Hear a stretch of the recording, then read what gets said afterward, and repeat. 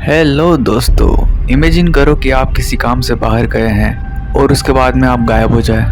आपको सब जगह ढूंढने की कोशिश की जाती है पर आप नहीं मिलते।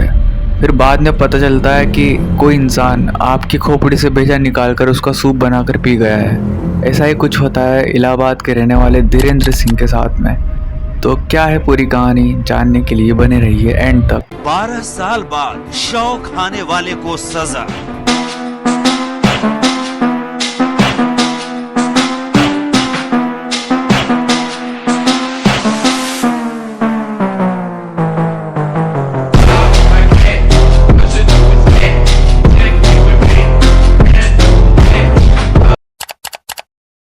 इलाहाबाद के शंकरगढ़ कस्बे में एक पत्रकार रहते थे जिनका नाम था धीरेन्द्र सिंह। उन्होंने अपने काम से एक अलग ही पहचान बनाई थी। वो अपना काम बहुत अच्छे से करते थे और पत्रकारिता के काम से उन्हें बहुत बार बाहर भी जाना पड़ता था।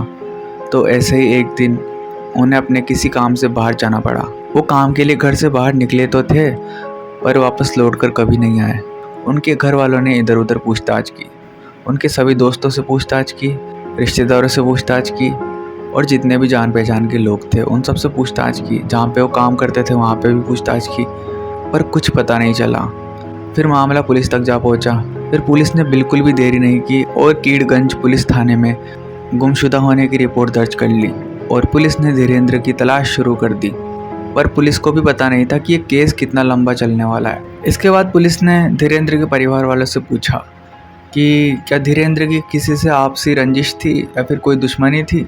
तो उसके परिवार वालों ने सीधे सीधे तो किसी का नाम नहीं लिया पर बातों बातों में किसी पे शक होने की बात ज़रूर बोल दी। उन्होंने बोला कि हमें पुरानी रंजिश के चलते राम निरंजन कौल नाम के इंसान पर शक है। धीरेन्द्र के घर वालों के बयान के आधार पर पुलिस ने एक हफ्ते बाद राम निरंजन कौल और उसके साले बख्शराज को गिरफ्तार कर लिया। अब जानते हैं राम निरंजन कौल के बारे में। राम निरंजन कौल का ही दूसरा नाम राजा कोलंदर था। वो भी शंकरगढ़ इलाके में ही रहता था। 90s में राजा कोलंदर नैनी में सीओडी छिक्की में कर्मचारी था। राजा कोलंदर की पत्नी फूलन देवी इलाहाबाद जिला पंचायत की सदस्य थी। 90s में ही राजा कोलंदर ने जुर्म की दुनिया में अपने कदम रखे। पुलिस रिकॉर्ड्स के मुताबिक साल 1998 में थाना धूमनगंज क्षेत्र के मुंडेर मोहल्ले में टीवी वीसीआर किराए पर देने वाले एक आदमी का मर्डर हो गया था और जिसमें राजा कोलंदर का नाम आया था। और जैसे उसका मर्डर हुआ राजा कोलंदर फरार हो गया और उसके बाद साल 2000 में भी उसने बहुत सारे जुर्म किए। अपने जुर्मों की वजह से उसने पूरे इलाके में दहशत फैला दी थी। इतने बड़े बड़े जुर्म करने की वजह से उसका नाम बहुत ज़्यादा फेमस हो गया था। वो आदिवासी कोल समाज से आता था, इसलिए उसकी जात बिरादरी वाले लोग उसको अपने से बड़ा समझने लगे, उसको महान समझने लगे। इसलिए उन्होंने उसको राजा कोलंदर पुकारना शुरू कर दिया। उसका असली नाम बहुत ही कम लोगों को पता होगा। सब लोग उसको राजा कोलंदर नाम से पुकारते थे। तो चलो अब धीरेन्द्र सिंह के केस पर वापस आते हैं। धीरेन्द्र को गायब हुए 8 दिन हो चुके थे। उसके घर वालों ने पुलिस के सामने राजा कोलंदर का नाम लिया था, इसलिए पुलिस ने उसको गिरफ्तार कर लिया था। जब पुलिस ने उससे पूछताछ की तो उसने तो बातें पलटना शुरू कर दिया। उसने जुर्म कबूलने से इनकार कर दिया। वो अलग अलग तरह की बातें करने लगा। चुनाव जीतने पर विरोधियों ने फंसाया है। मैं तो कह रहा हूँ मैं निर्दोष हूँ, लेकिन सुने कहूँ। पर आखिर में उसने अपना जुर्म कबूल ही कर लिया। जब उसने हकीकत को सामने रखा तो पुलिस वाले भी खौफ में आ गए। बात यह थी कि धीरेन्द्र सिंह का खून 14 दिसंबर को ही हो गया था। धीरेन्द्र के कातिल का पता तो लग चुका था पर उसने उसका खून क्यों किया था इसका पता लगना भी बाकी था। जब पुलिस ने राजा कोलंदर से पूछा कि तुमने उसका खून क्यों किया तो उन सब के सामने ऐसी सच्चाई आई जिसको सुनकर सब सदमे में चले गए। पुलिस वाले उसका बयान लिख रहे थे और वो बोलता जा रहा था। बात थी सन 1998 की। तब भी राजा कोलंदर जुर्म कर रहा था। तो जैसा कि आपको पता है धीरेन्द्र सिंह एक पत्रकार था, तो उनको राजा कोलंदर की कुछ काली करतूतों का पता चल गया होगा। तो इस वजह से राजा कोलंदर धीरेन्द्र सिंह को अपना दुश्मन मानने लगा और किसी केस में धीरेन्द्र सिंह ने राजा कोलंदर के खिलाफ रिपोर्ट दर्ज करा दी थी। और राजा कोलंदर को पता था कि पत्रकार होने की वजह से पुलिस के सामने धीरेन्द्र सिंह की बहुत अच्छी खासी इज्जत है और उसको ये भी पता था कि जो एक केस दर्ज किया है इसमें भी धीरेन्द्र सिंह का हाथ था।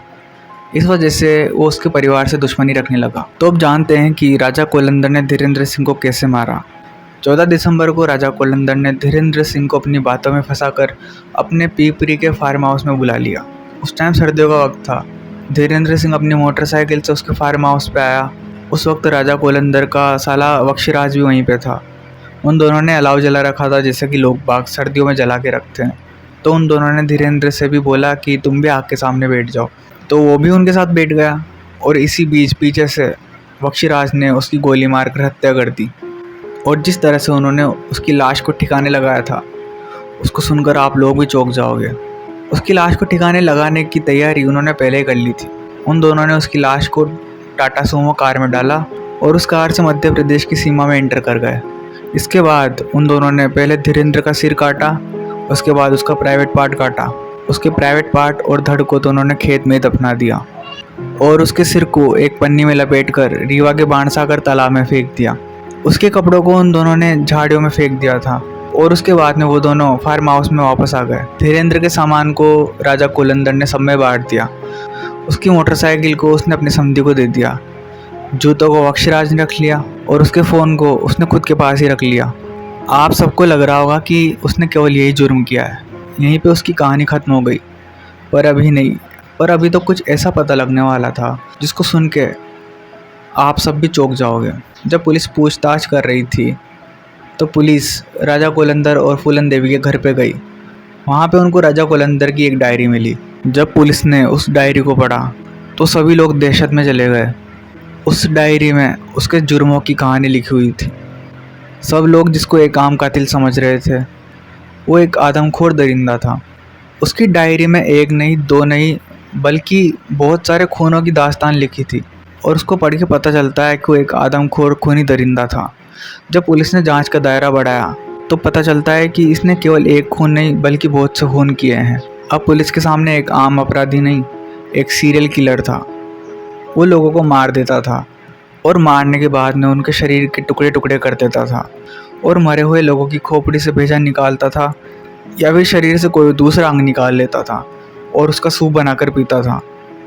वो भेजे का सूप इसलिए पीता था ताकि उसका दिमाग तेज हो जाए और उसके दिमाग को बहुत ज़्यादा शक्ति मिले। इसके बाद पुलिस को 3-4 लोगों की खोपड़ियाँ मिली। पूछताछ के दौरान पता चला कि राजा कोलंदर ने कुल मिलाकर 14 लोगों को मारा था।